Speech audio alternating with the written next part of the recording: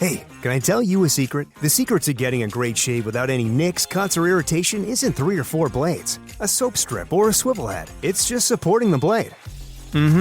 Yeah, it's just supporting the blade. Don't let it flex or bend. That's the secret to limiting shaving irritation. At Henson Shaving, we use our 20 years of aerospace manufacturing to keep the blade from moving. It's not the coolest answer, but it's the right one. To learn more and to get 100 blades for free, go to hensonshaving.com/holiday. On Instacart, I can shop a huge selection of pet supplies, from that one brush that scratches him just right, to that extra comfy bed he can't wait to flop down in. And I get everything delivered right to my door in as fast as 1 hour. Okay, settle down. I know it's here. Yes, very exciting. Visit instacart.com or download the app to get a free delivery on your first 3 orders. Offer valid for a limited time. Minimum order $10. Additional terms apply. Instacart. Add life to cart. WBBM, Chicago. World News Today, brought to you by the Admiral Corporation, makers of Admiral Radio, America's smart set. By shortwave broadcast direct from important overseas stations, as well as leading news centers of our own country, CBS correspondents are waiting to bring you a complete report from the world's political and battlefronts. But first, here's Doug Edwards. The Allied Fifth Army in Italy has taken 2 German hilltop strongholds, dominating a fortified village near Cassino, while Eighth Army troops are fighting fiercely in the streets of Ortona. On the Russian front, Soviet forces have taken the initiative on every sector of the long line, except southwest of Zhilovin in White Russia. The Yugoslav partisans have cut the important Zagreb to Belgrade railway at several points, and in the Pacific, American heavy and medium bombers have made 4 more attacks on the Jap base at Cape Gloucester, New Britain Island. Now, Admiral Radio takes you direct to Algiers. Winston Burdett reporting.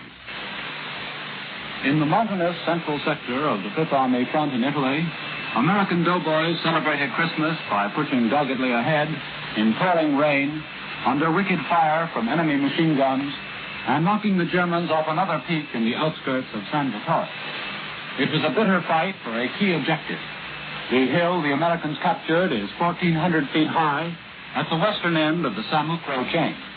It directly dominates the village, which is the enemy's next stronghold on the road to Cassino, 7 miles further up the valley.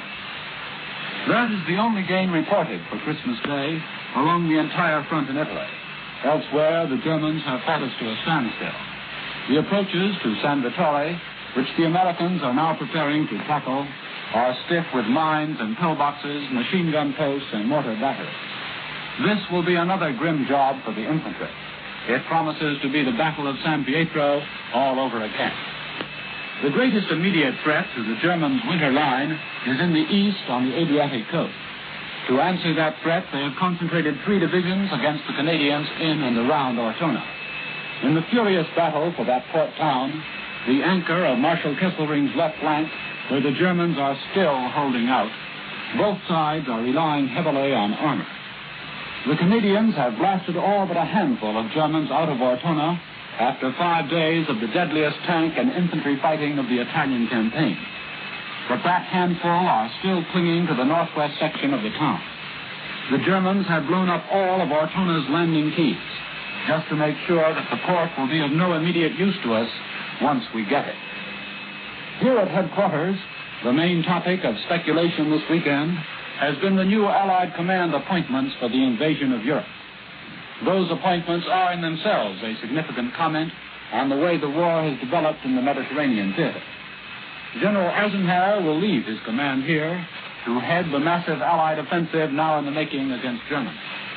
Lieutenant General Karl Spaatz, until now commanding the Northwest African Air Force, will also leave this theater to head the entire American strategic bombing of Germany. General Montgomery will become Commander-in-Chief of British invasion armies in the United Kingdom.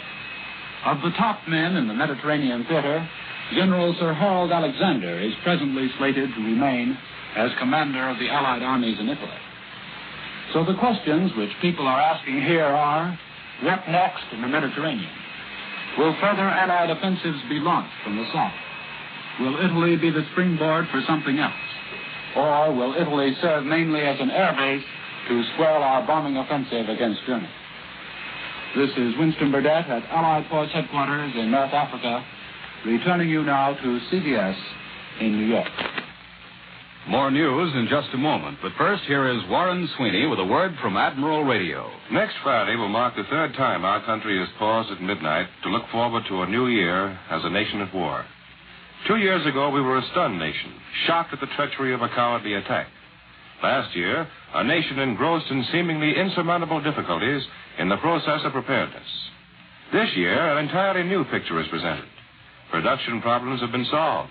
War industries, like the two great Admiral plants, are turning out the materials of warfare in ever-increasing amounts.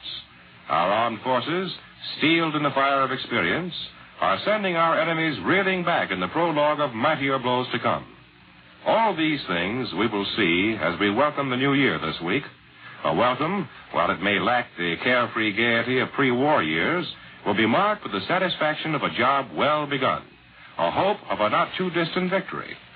The Admiral Corporation and every Admiral worker join in the silent resolve that the work so well begun shall continue until our enemies are blasted into complete defeat. But to you on the home front, Admiral has this assurance. Though completely engaged in war production now, Admiral, in peacetime, the world's largest manufacturer of radio phonograph combinations with automatic record changers, is today planning the conversion to civilian duties, to the building of the new Admiral, America's smart set.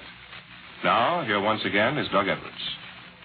For Homefront News, Admiral Radio takes you to CBS Washington. Don Pryor reporting.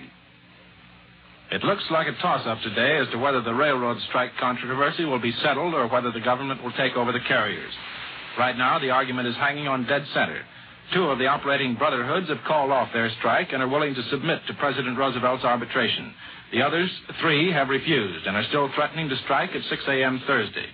Leaders of the 15 non-operating unions are expected to meet at the White House tomorrow with management representatives, but nobody really counts on an agreement.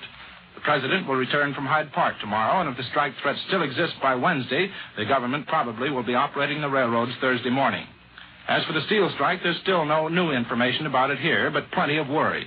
40,000 men are already off the job, and the number is expected to jump to 350,000 in the next day or so. The unions blame the War Labor Board, which refused to guarantee that any agreement would be retroactive. Union leaders claim that no strike call has been issued, but so far the strike is following pretty much the same pattern as the coal strikes, which won increases for the miners. I return you to Admiral Radio in New York. There's been no word from Moscow in recent hours on the latest developments on the Russian battlefronts, but Berlin says the Red Army has extended its gains in the Zhytomyr area of the Kiev Bulge. The Russians are said to be using superior forces in this drive, which the Germans say has already penetrated some of their positions. Moscow thus far has said nothing about the fighting in the Kiev Bulge. The Russians continue to stress the gains they're making in White Russia, gains which resulted in the recapture of another 200 populated places and put Soviet forces within 15 miles of the enemy stronghold at Vitebsk. The Russians have also cut the important Vitebsk-Polotsk supply highway. And now for a summary of recent developments in the South Pacific, here is Columbia's military analyst, Major George Fielding Elliott. The continuing Allied air attacks on the Japanese air base at Cape Gloucester are certainly suggestive of a possible landing in that area. The Japanese appear to be unable to operate their air power from this base due to these continuous attacks. The objective of our last raid appears indeed to have been shifted to the surrounding villages where Japanese troops may have taken refuge. The Japanese and German radios are reported as hinting that a landing has already taken place. However this may be, it's clear that in the strategical sense, the same pattern is being followed in New Britain that has already been successful on Bougainville, where the establishment of an American air base at Empress Augusta Bay has been followed by the neutralization of the Japanese air facilities at all other points on Bougainville Island. The landing at Empress Augusta Bay was made under cover of long-range and carrier-based aircraft. Once made, it established a base from which all types of land-based aircraft could be brought to bear against other Japanese installations on the island. That was Columbia's military analyst, Major George Fielding Elliott. Here in our New York studio today is Russell Hill, correspondent for the New York Herald Tribune, who has just returned from the Mediterranean theater of operations where he's been covering the war for the last 3 years. Mr. Hill, a lot of us here at home are interested in knowing something about the Allied generals who are conducting our offensives. You've spent some time at the headquarters of General Montgomery, the British commander of the 8th Army, who's just been chosen to play a leading role under our own General Eisenhower in the Second Front invasion. We'd like to know what kind of a general and what kind of a man Montgomery really is. There is a very revealing remark about General Montgomery, which is attributed to Mr. Winston Churchill. The story goes that the Prime Minister, when asked his opinion about the 8th Army commander, considered for a moment and then replied, "Montgomery, in defeat, unthinkable. In victory, insufferable." Certainly it is true that Monty is not conspicuous for the courteous and modest manners that make General Alexander, for instance, such a pleasant person to know. Montgomery thinks he's good and doesn't mind saying so. When he thinks somebody else isn't good, he also says so. And this frankness has made him a good number of enemies. Yet his very faults have helped to make Monty a successful general. He is ruthless enough to cut red tape, to get rid of inefficient subordinates, to get the supplies he needs.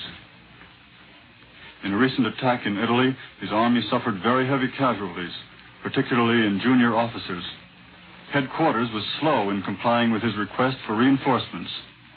Impatiently, he wired, "If I don't get the officers I have asked for within 48 hours, I will stop the battle." He got his officers. What do you think of Montgomery as a strategist?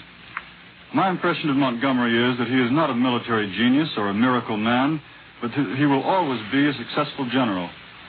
He does not carry out daring and brilliant operations which might entail some risk, but he is careful and methodical and leaves as little as possible to chance. He knows how to inspire his men with confidence and enthusiasm, and he has had plenty of experience in handling the various weapons of modern war, in coordinating all arms of the service, and in cooperating smoothly and closely with the air forces. When General Montgomery leads his new army into action in Western Europe, we can be sure that he will not let us down. He will lay his plans carefully and will not undertake anything that does not have a good chance of success. He has never yet suffered a major setback, and there is every reason to hope that he is not going to. It is important to be able to count on that.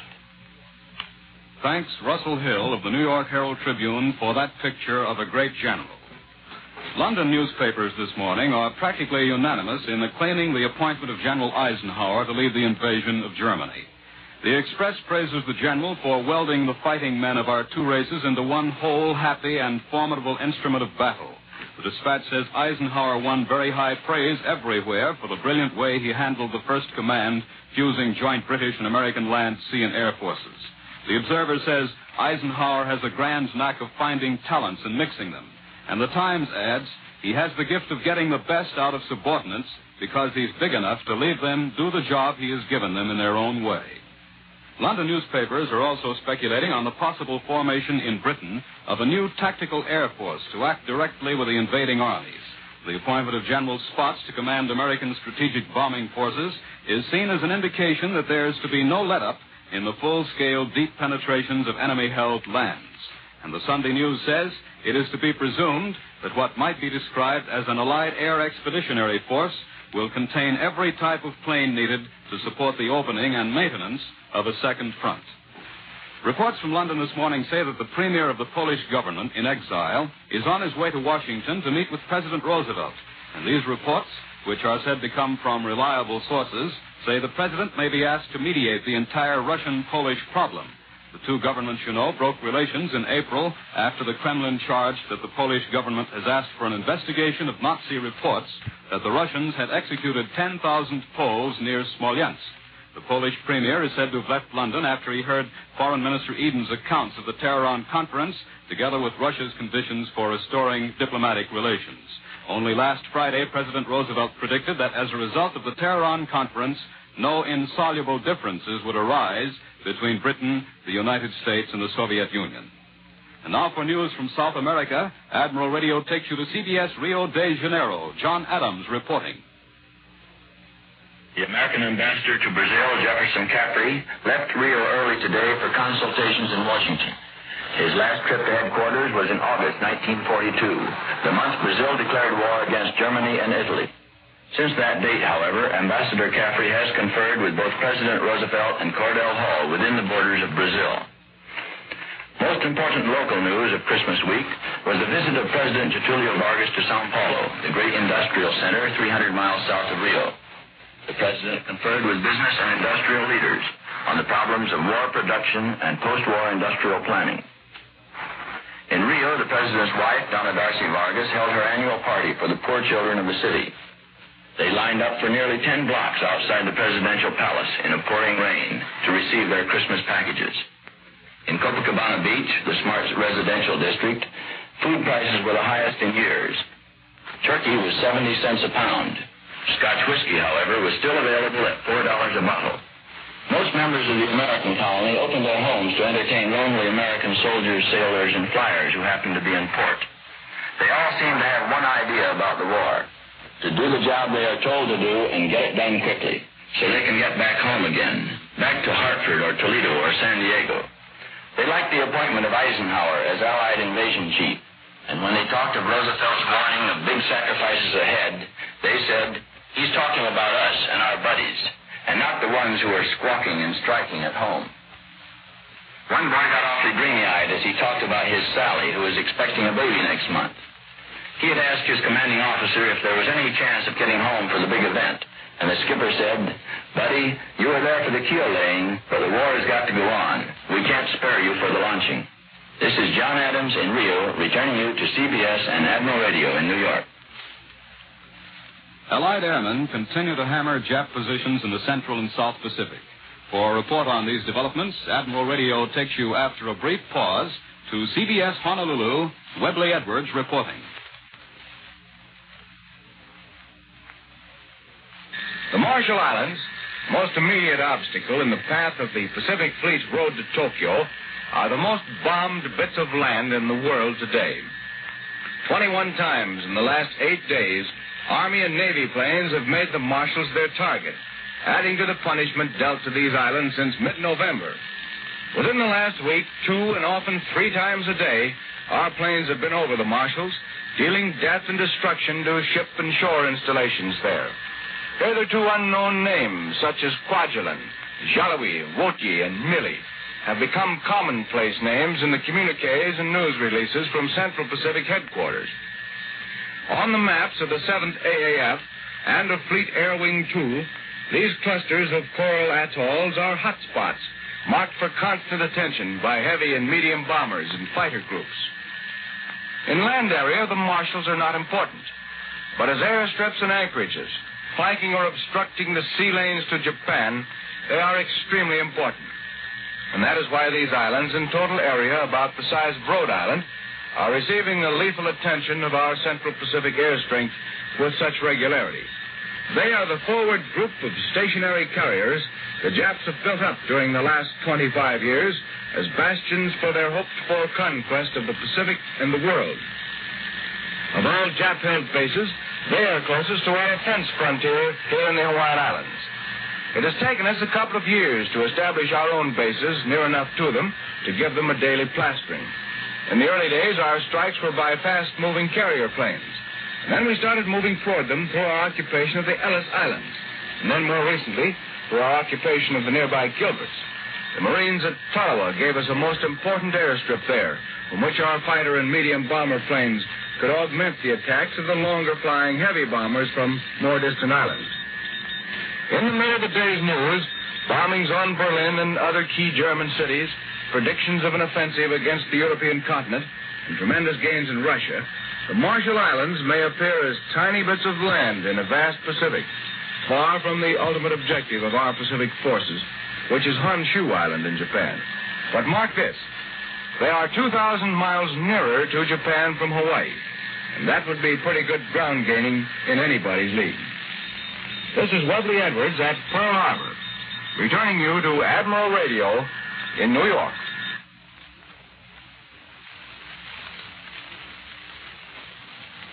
Marshal Tito, the leader of the Yugoslav partisans, today reports that his troops have cut the important Zagreb to Belgrade railway in Croatia at several points, And in central Bosnia, heavy fighting is said to be continuing with additional huge losses inflicted on the enemy. The partisan communique also tells of new fighting against General Mihailovic's Chechnits in several parts of Serbia. From Cairo comes the suggestion that if and when the Allies open an offensive in the Balkans, General Sir Harold Alexander will be the top man. Back in this country is the Coast Guard combat artist who has been a witness to all three of our invasions in the Mediterranean area. For his story, Admiral Radio takes you to CBS Washington. Don Pryor reporting. This war has had a tremendous impact on all kinds of people. How each one takes it is the measure of himself. How all of us take it is the measure of America's great strength. Here is a young Midwestern artist, John Stephen Gretzer, 23 years old.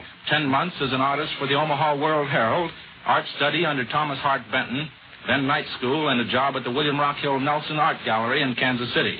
And what then, John? Then things were changed. I joined the Coast Guard, went to Manhattan Beach, New York for training, and was assigned to sea duty 1 month later. Just like that. And I've been at sea on the same ship almost continuously ever since. Right out of the solid Middle West. And why did you pick the Coast Guard, John? Mostly, I guess, just because I'd never seen the sea and wanted to. Do you like it? Frankly, I didn't like it at first during that month of training. It was pretty rough for an artist anyway. But I liked the sea immediately, and after a while I got so I liked almost all of it. Especially after we'd been through a couple of invasions. Which invasions? We were in all three of them. North Africa, Sicily, and Italy. I was on a Coast Guard transport, the Samuel B. Chase. Well, you sound sort of proud of that ship. I am. She's known as the Lucky Chase. At Iran, she was only one of a group of 4 transports that wasn't sunk by bombing. She was attacked morning, night, and sometimes oftener for days on end. She stood off Gela, Sicily, unloading troops and taking on wounded for several days, with bombers overhead all the time.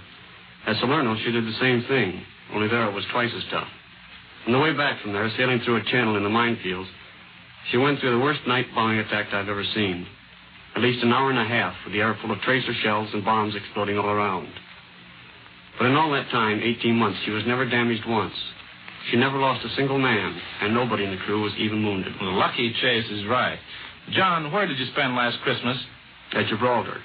We laid up there for a couple of weeks. Homesick? Gosh, yes. I had just been married 1 year before on December 26th. It had been a long time. The boys had a Christmas celebration on board with turkey and all the rest. But we hadn't received any mail for several months. Not even a letter, much less Christmas packages. On top of that, I drew a gun wash Christmas Eve and had to miss the celebration. But this Christmas was different. Yes, this was different. Mrs. Gretzler is right here in the studio. She arrived in Washington just 3 days ago, and she and John spent Christmas together. The first time, incidentally, they've been seeing each other for 10 months. John is now a combat artist, and he'll stay here for a while, putting his experiences onto paper and canvas, and then out to sea again. But incidentally, don't let that word artist fool you. John is an artist, all right, and a good one. But combat artists in the Coast Guard are fighting men, first, last, and always. They do their drawing when they can. I return you to Admiral Radio in New York. And once again, here is Warren Sweeney with a word from Admiral Radio. With the Admiral Corporation and other radio manufacturers devoted entirely to wartime production, the radio you now have has become practically irreplaceable. But no matter how careful you may be, breakdowns are bound to occur at some time or other. If your set fails to operate perfectly, however, there are some things you can do before calling on your busy Admiral dealer. Certain checks you can make to determine if there is actually a structural failure. For example, are you sure the plug is firmly inserted in the light socket or that the wire on the plug is not loose? Servicemen can tell of many calls made for something no more serious than that. As a wartime service to you in helping to keep your set in operation, and to help save the time of your busy Admiral dealer, Admiral has prepared a home checkup chart giving some 20 suggestions of things you can do before calling your serviceman. To obtain one of these charts, just ask for it at your Admiral dealers or address a letter or card to this station. The simple directions you will find on this chart may be the means of keeping your set in operation and may save you the expense of a service call. Ask your Admiral dealer for a home checkup chart or send your name and address now to the station to which you are listening.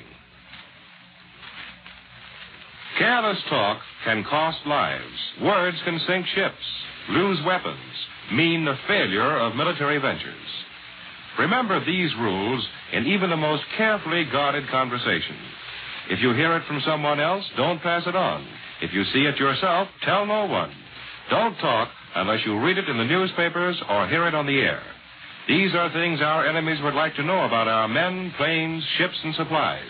Where, how, when, how many, what kind. Let's make them find out the hard way on the battlefields of the world. The appearance of Navy personnel on this program does not constitute an endorsement of our product for the Navy Department. World News Today is brought to you each Sunday at this hour by the Admiral Corporation, makers of Admiral Radio, America's smart set. Be sure to listen again next Sunday when Admiral brings you World News Today by shortwave direct from leading news centers of the world. This is the Columbia Broadcasting System. The WBBM Air Theater, Wrigley Building, Chicago 11. The United States Border Patrol has exciting and rewarding career opportunities with the nation's largest law enforcement organization. Earn great pay with outstanding federal benefits and up to $20,000 in recruitment incentives. Learn more online at cbp.gov/careers/USBP. With Lucky Land Slots, you can get lucky just about anywhere. Dearly beloved, we are gathered here today to... Has anyone seen the bride and groom? Sorry, we're here. We were getting lucky in the limo and we lost track of time. No, Lucky Land Casino, with cash prizes that add up quicker than a guest registry. In that case, I pronounce you lucky. Play for free at LuckyLandSlots.com. Daily bonuses are waiting. No purchase necessary. Void where prohibited by law. 18+. Terms and conditions apply. See website for details.